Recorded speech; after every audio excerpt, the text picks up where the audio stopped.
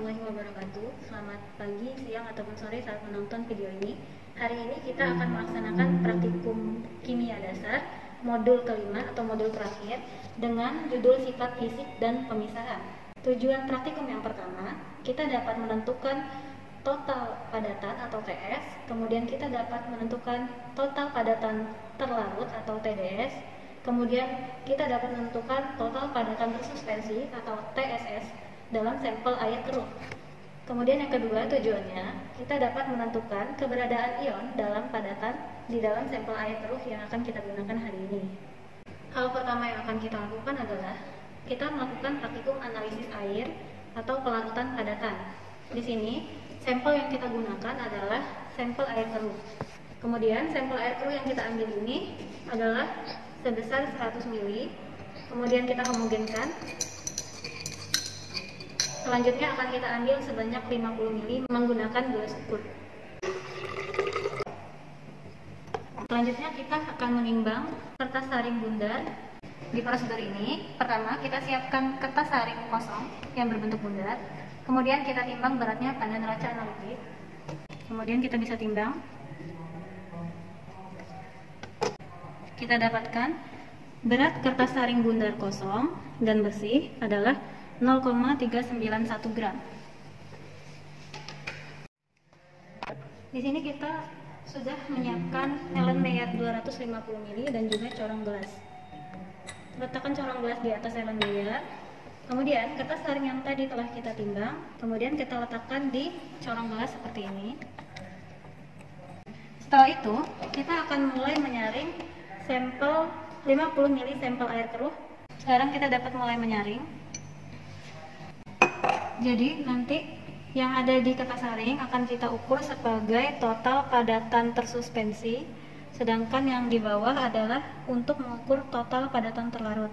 Penyaringan ini kita biarkan sampai semua filtrat turun ke bagian bawah.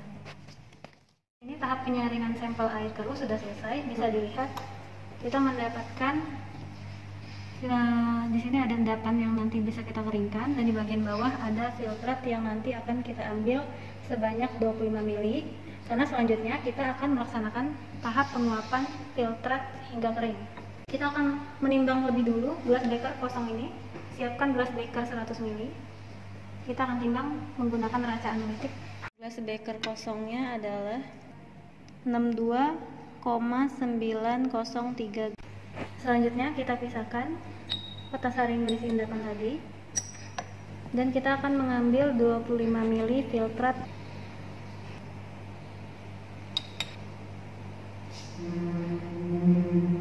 Sudah 25 ml. Sekarang filtrat yang tadi sudah kita ambil sebesar 25 ml, kita letakkan di atas hot plate dan akan kita keringkan pada suhu 150 derajat hingga seluruh airnya habis menguap. Bisa kita lihat ya, di sini filtratnya sudah kering. Ini adalah kerak yang terbentuk. Keraknya sangat sedikit ya, sehingga kita tidak bisa melakukan proses uji kimia. Selanjutnya, kerak ini akan kita timbang di neraca analitik. Sekarang kita akan menimbang filtrat yang sudah kering tadi untuk pengukuran TDS. Adalah 62,992 gram. Selanjutnya kita akan ke prosedur selanjutnya, yaitu menguapkan sampel yang ada pada kertas saring. Kita ambil kertas saringnya, kemudian kita letakkan di atas kaca arloji dan kita lebarkan kertas saringnya, dan akan kita panaskan di oven suhu 100 derajat Celcius. Sekarang kita buka ovennya.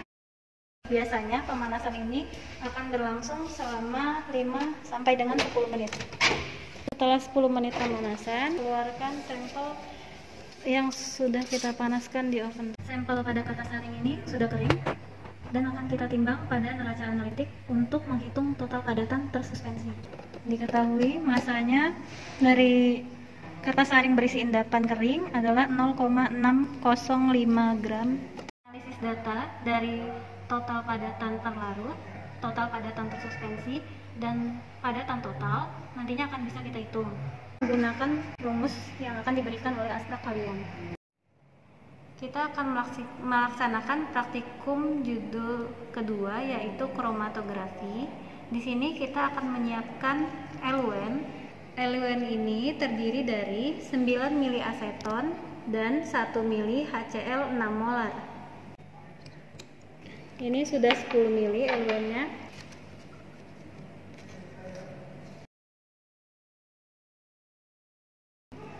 Persiapan alat kromatografi ini sudah selesai. Sekarang kita akan mempersiapkan kromatogram. Yang perlu kita siapkan adalah kertas sari, pensil, 4 buah spidol dengan warna berbeda, penggaris, dan juga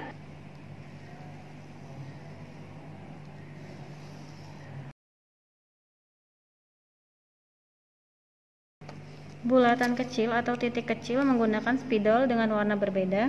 Pertama saya akan menggunakan spidol warna hitam.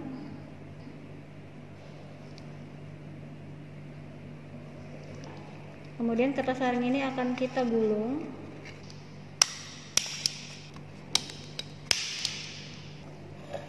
Kita masukkan secara perlahan dan secara bersamaan. Pastikan masuknya secara bersamaan. Segera tutup.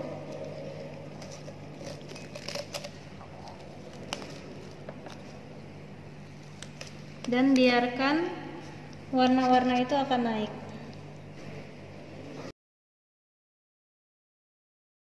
Begitu warna ini sampai di batas garis atasnya, kita harus mengeluarkan dengan segera kromatogramnya. Sekarang kita akan mengeluarkan kromatogramnya. Ya. Kemudian akan kita kering anginkan atau bisa juga menggunakan hair dryer. Untuk analisisnya kita akan membuka bagian straplessnya.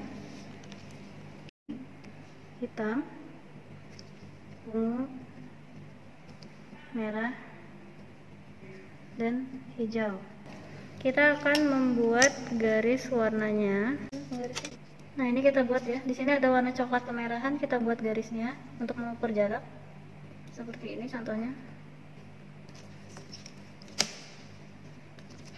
Kita ambil dari awal mulai terlihatnya warnanya, yang dari yang paling jelas. 1. Oke, ini sudah kita tandai semua dan nanti bisa dihitung RF-nya. Selanjutnya kita akan melaksanakan praktikum destilasi dan juga ekstraksi yang terdiri dari sokletasi dan corong pisah. Kita sekarang pada prosedur yang terakhir, saya akan mengenalkan set alat dari destilasi. Destilasi merupakan metode pemisahan senyawa kimia berdasarkan perbedaan titik didih yang sangat besar.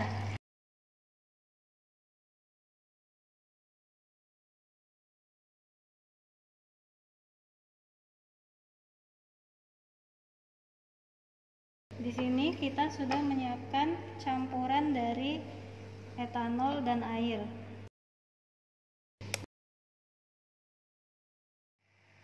Kita bisa lihat ya, di labu didihnya sudah mulai mendidih dan di sini suhunya di 80 derajat Celcius.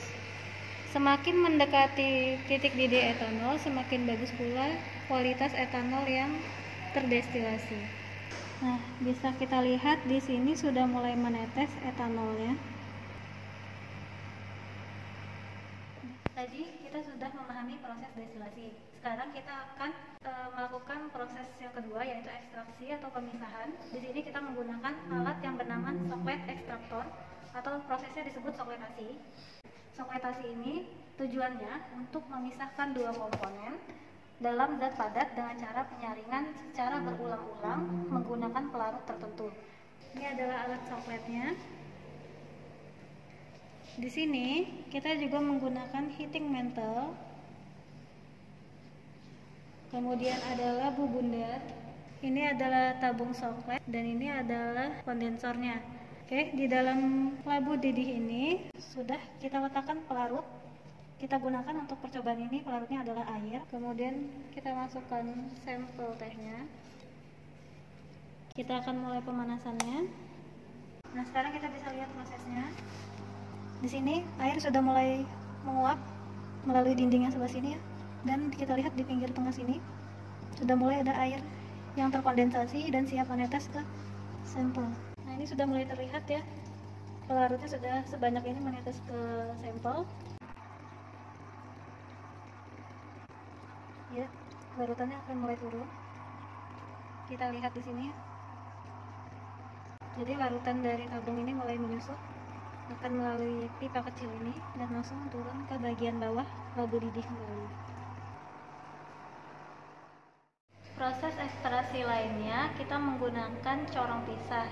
Corong pisah adalah suatu alat yang digunakan untuk memisahkan komponen dalam suatu campuran antara dua fase pelarut dengan densitas berbeda yang tidak saling campur.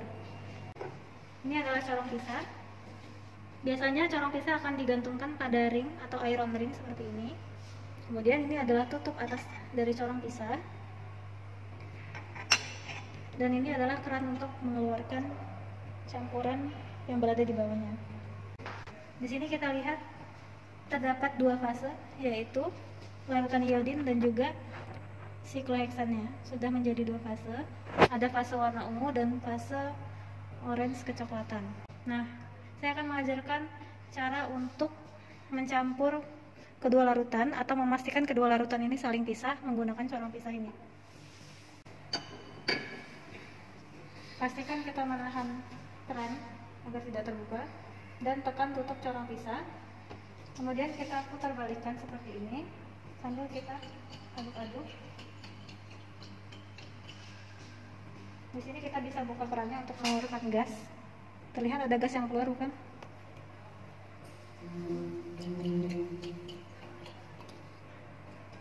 Oke, jika sudah tidak ada gas yang keluar lagi, kita bisa letakkan kembali corong pisahnya. Sekarang kita akan memisahkan kedua larutan ini. Yang satu akan kita keluarkan melalui corong atau kerannya, sedangkan yang bagian ungu akan kita tinggalkan di corong pisahnya.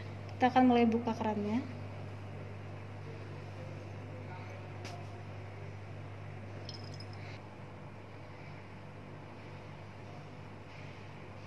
Sekarang kedua larutan sudah saling pisah.